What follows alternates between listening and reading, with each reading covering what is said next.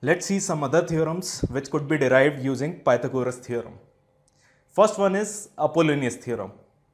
If D is the midpoint of BC, AB square plus AC square is equal to 2 times AD square plus BD square.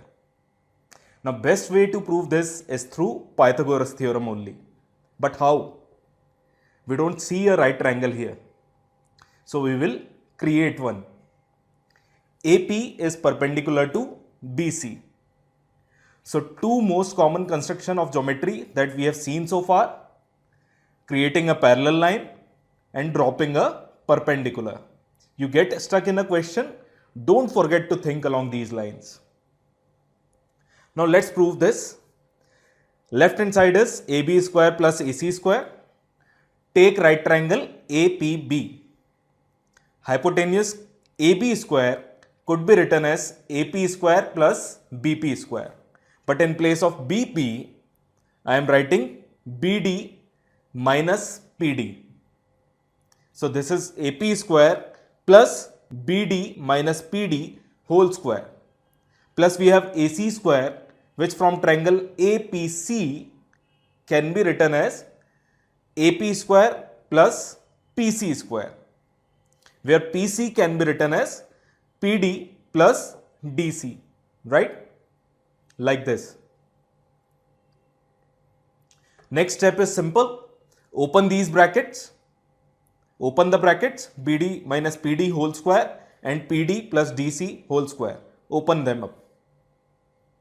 Now from triangle APD, we can say AP square plus PD square is AD square, and this is happening twice. So we have 2 AD square, and D is midpoint of BC. So DC is equal to BD. So these 2 BD square together can be written as 2 BD square, right? And these 2 BD into PD and 2 PD DC will cancel each other out as they are equal. So we have got the RHS and hence proved. Apollonius theorem increases the application of Pythagoras theorem. But if somehow you can't figure out that Apollonius is involved in a certain question, still you will be able to solve it because now you have seen where it comes from, right? That's the reason basics are important, as most of the theorem are just extended applications of basic ones only. And even if you forget advanced applications, you will be able to somehow derive them then and there. Another property that can be proved using Pythagoras theorem is of cosine rule. Listen carefully. When two sides and angle between them is given, third side could be calculated using cosine rule. Let's write down the rule. C square is equal to A square plus B square. This was in case of right triangle, right? Here we have an acute angle at C. So we'll have to subtract something from this. And that something is minus 2AB cos C. For obtuse angle, that is C greater than 90 degree, cos C will be negative, and along with a negative sign, overall it will become positive. And in that case, something will be added to A square plus B square. Now I said we will prove this using Pythagoras, but I don't see a right triangle here. So what do? We drop a perpendicular. Now this length is H, and this length from foot of the perpendicular to vertex C is R. So in this right triangle ADC, sin C is H upon B. So H will be B sin C, and cos C is R upon B, and R will be B cos C. Okay. We applied trigonometry in this triangle. Apply Pythagoras in the other one. In triangle ADB, C square is equal to H square plus A minus R whole square. And replace H and R from above. Open the brackets.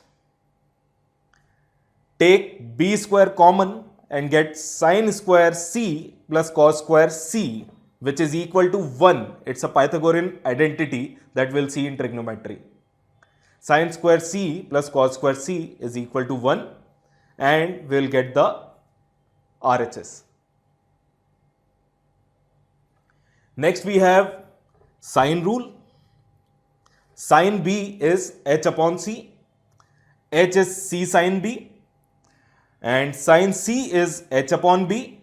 So h will be b sin c. So we have got h from two different ways. Equate both the h from 1 and 2, and we get c upon sin c is equal to b upon sin b. Drop another perpendicular from b to AC, and you will see the complete rule. A upon sin A is equal to B upon sin B is equal to C upon sin C. Next is angle bisector theorem. If AD bisects angle A of triangle ABC, then AB upon AC is equal to BD upon DC. And of course, to prove this, we are going to use sine rule that we have just learned. AD bisects angle BAC. So both of these angles are alpha. Now if this angle ADB is beta, then its supplementary angle ADC is 180 minus beta. Now in this triangle ABD, apply sine rule. AB upon sine beta is equal to BD upon sine alpha.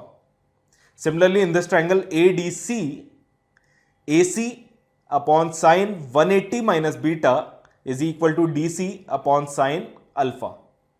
Till here, I hope this is clear. Now sine 180 minus beta, we will see this in trigonometry that this is equal to sine beta. Now if we divide equation 1 by 2, denominators of both will get cancelled and we will get the desired result. AB upon AC is equal to BD upon DC. This rule could be applied to external angle bisectors as well. If I extend BA to form an exterior angle at vertex A, whose angle bisector meets BC extended at D.